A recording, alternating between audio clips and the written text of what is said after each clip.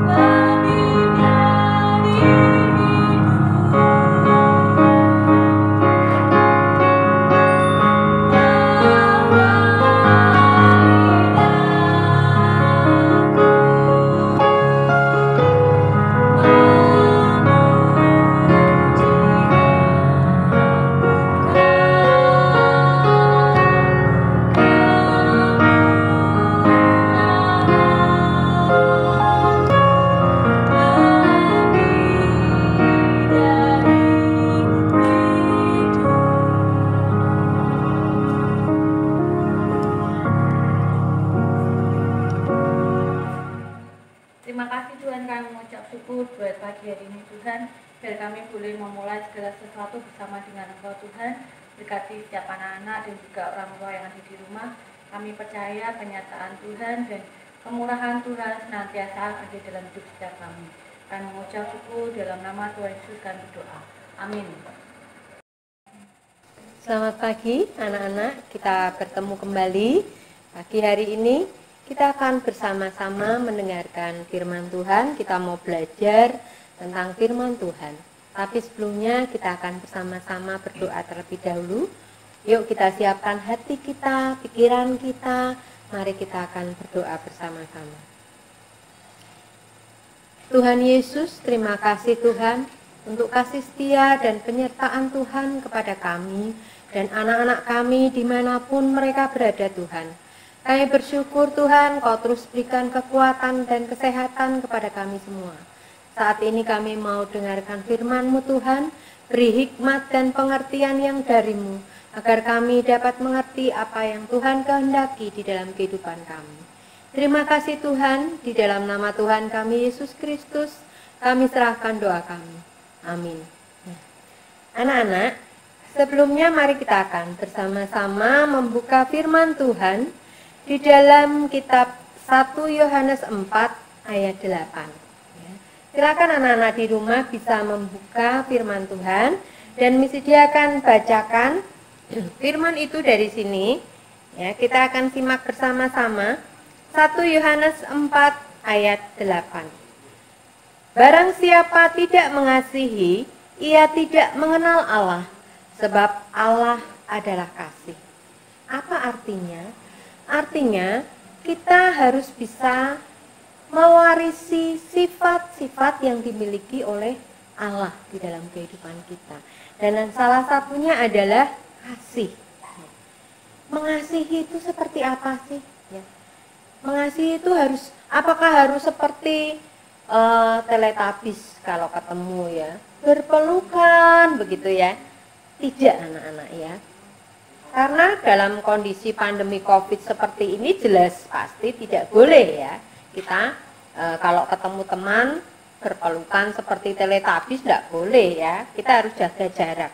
Tetapi kasih yang kita miliki tidak harus kita katakan, tetapi kita harus mewujudkan kasih itu di dalam perbuatan kita sehari-hari. Mesti dia punya satu cerita.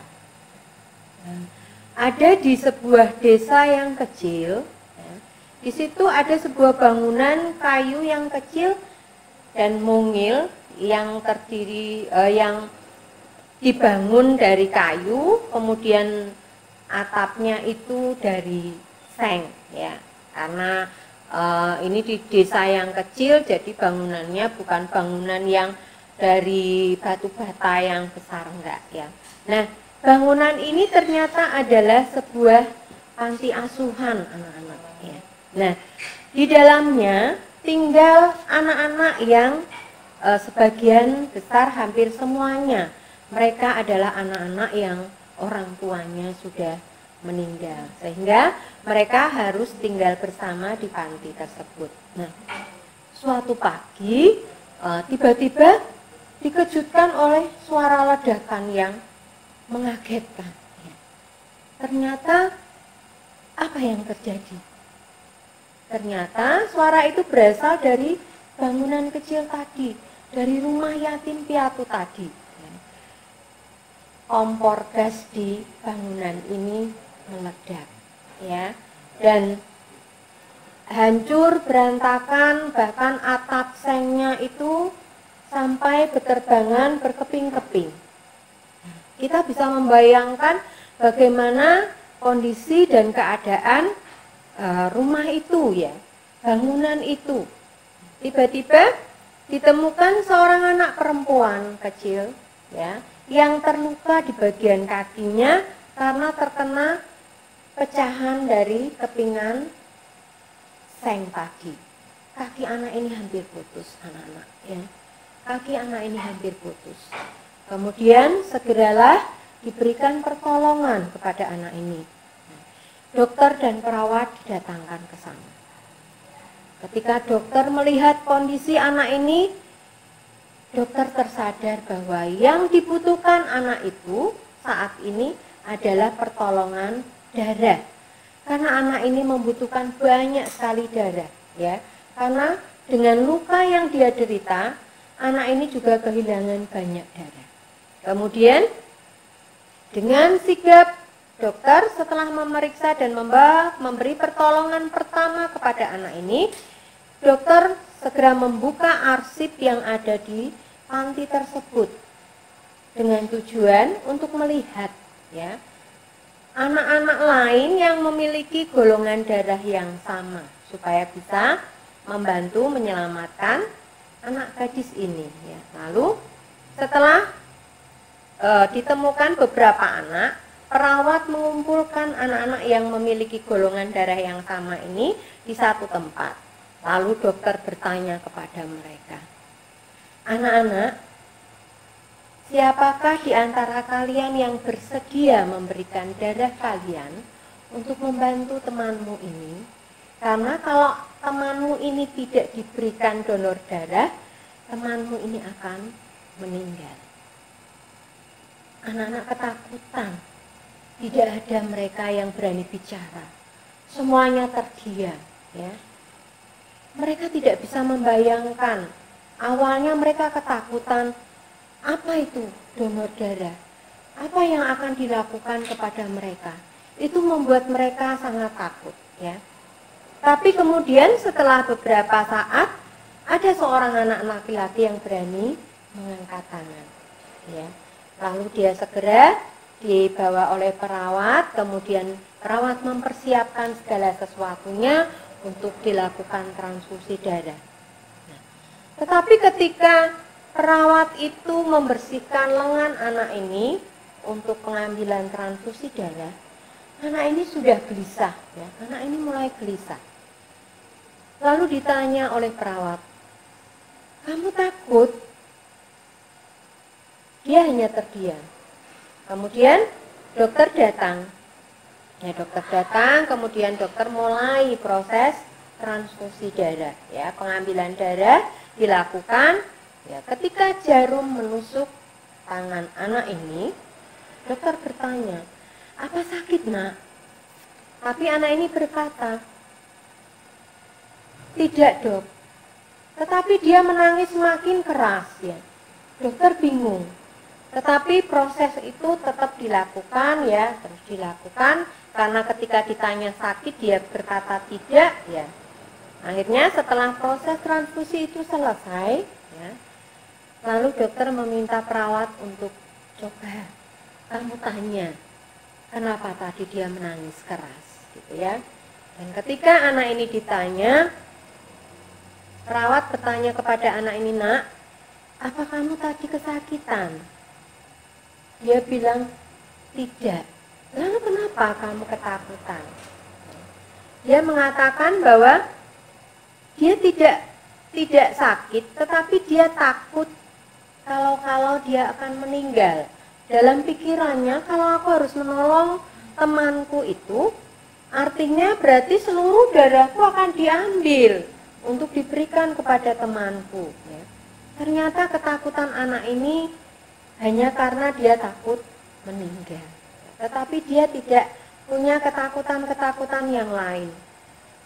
Lalu perawat bertanya lagi, "Nak, kenapa kamu tadi menangis keras? Kenapa kamu ketakutan seperti anak yang ketakutan?" Ya, "Karena tadi saya takut meninggal." "Ya, kalau kamu takut, kenapa kamu mau memberikan darahmu untuk temanmu?" Yang dia katakan, dia hanya berkata, "Karena dia temanku, karena aku mengasihinya." Ini satu contoh perbuatan nyata bagaimana cara kita mengasihi saudara-saudara kita, bagaimana kita mengasihi teman-teman kita. Mungkin kalian tidak harus berkorban sebesar seperti yang dilakukan oleh anak laki-laki tadi, harus memberikan darahnya. Enggak. Ada banyak cara yang bisa kamu lakukan untuk mengasihi teman-temanmu, ya. Dengan berbagi bekal, ya. Dengan bersama-sama bermain, mengajak temanmu bermain tanpa memilih-milih, ya. Dengan mengajari temannya yang belum memahami apa yang dipelajari. Nah, ada banyak yang bisa kalian lakukan. Jadi, inilah cara kita menunjukkan bagaimana kasih Kristus itu ada di dalam diri kita sebagai anak-anaknya. Bagaimana sifat-sifat Kristus itu bisa ada di dalam diri kita. Anak-anak, sekarang kalian mulai memahami, ya, bagaimana cara kita mengasihi. Dan kita harus selalu ingat, kita baca sekali lagi, dan biarlah ayat ini juga menjadi ayat hafalan kita minggu ini. Misi dia berharap kalian akan terus mengingat ayat ini di dalam hati kalian. Misi dia bacakan sekali lagi, ya. 1 Yohanes 4 ayat 8. "Barang siapa tidak mengasihi, ia tidak mengenal Allah, sebab Allah adalah kasih." Ya. Kalau kalian berkata, "Aku ini anak Tuhan," tapi kalian tidak memiliki kasih, berarti kalian bukan anak Tuhan. Itu, ya. Oke, anak-anak, mari kita akan bersama-sama tutup firman Tuhan ini. Kita akan berdoa kembali. Yuk kita lipat tangan, tutup mata, kita akan berdoa. Terima kasih Tuhan.